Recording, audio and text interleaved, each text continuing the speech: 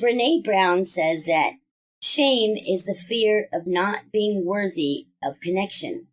I agree with that. I also believe that shame is not just for the addicted or afflicted. Families shun the shamefully addicted or afflicted. And the unaddicted find shame in the addict's experience and shame in sharing their pain and experience. That perpetuates the fear of not being worthy of connection. Because now, as the unaddicted, by telling them that there is shame in their experience and in their pain, and they should not be sharing it with anyone, you are now confirming that they are not worthy of connection.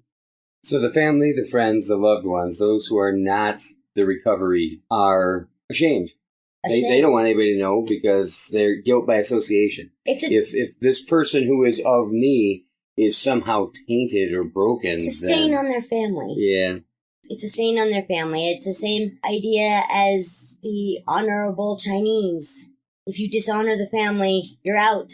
Yeah, or the Japanese Harry culture, or the Scarlet Letter. Right, Hester Prime or whatever. Exactly. It was. Yeah. So shame is the fear of not being worthy of connection, Brene Brown, and that is true. Shame, like I said, is not just for the addicted. It's also for their families. Shame is one of the biggest things that has to be worked through for every single person in order for the whole family to be whole and healthy again after addiction. It's a cage, trapped. It's like your own private hell that you carry around with you. Which brings me to my next point, which is... We have our baby. Yes, we do have our baby. Our granddaughter. Hungry, evidently. She's hanging out. She's helping hungry. us. Thank you. If you see a problem and offer no solution, you are part of the problem. If you see a problem and see a solution, you have a calling. Ellie Nash. Ellie Nash said that.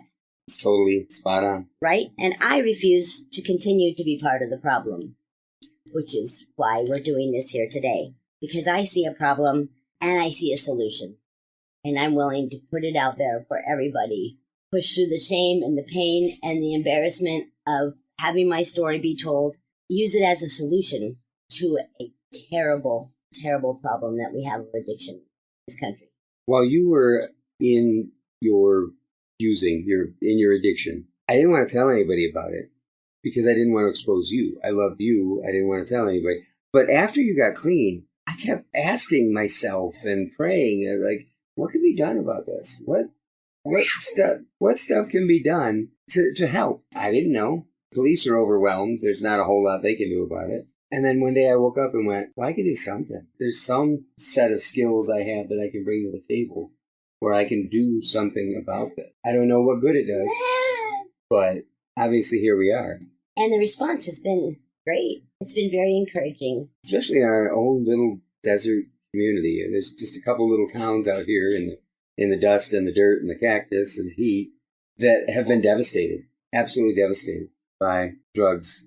It's wiped out an entire generation of young men where the ones who leave here are able to find success, but the ones who stay here seem to find drugs and trouble, nonsense. It's not just young men.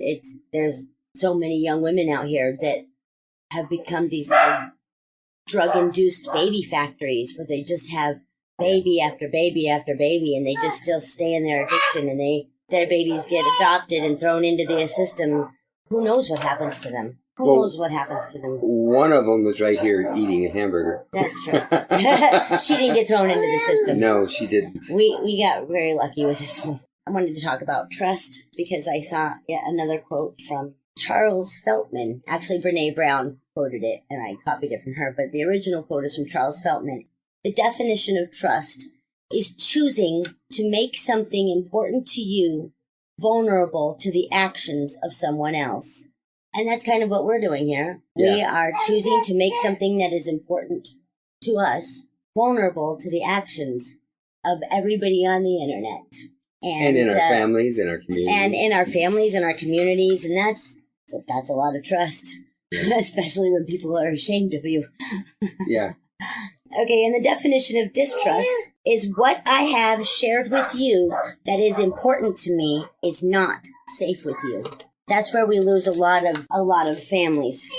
Right there is in the distrust. It's a tricky one. It's tough because it is a tricky one because you have to earn it back. Once you've lost it, you have to earn it back. It's respect. You have to earn it. And we all know the saying that my dad used to say it all the time. First time, shame on you. Second time, shame on me. Right. We're almost taught that it's a bad thing to trust again. Exactly. It's a hard thing. It is a hard thing.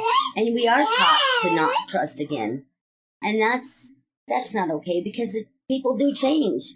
People do change. And if you're the one that refuses to bend or change, then you're the one missing out on the whole life. If you can't find forgiveness in your heart for the person that has been in their addiction or has wronged you, if you can't find that, you're going to wallow in your pain and you're bitter. Then you're in the cage. Always. Yeah. Then you are the one in prison. You're the one trapped in your own mind, your own bad attitude, your own sad and angry thoughts about everything around you. And what a terrible, horrible place to wallow. I know a lot of people that wallow there. And unfortunately, I'm going to say it out loud, the most negative people I know that complain the very most that I've ever met in my entire life all died of cancer. I used to go to a church where one of the basic tenets, one of the beliefs was that bitterness will kill you. Bitterness will lead to cancer. Bitterness will kill you. If you can't find a place where you can find forgiveness in your heart and learn to trust again, because that's all part of it, is mending those relationships and getting back to where everybody feels like a person again. And I mean, everybody feels like a person again, even the person that wasn't in their addiction. Sure.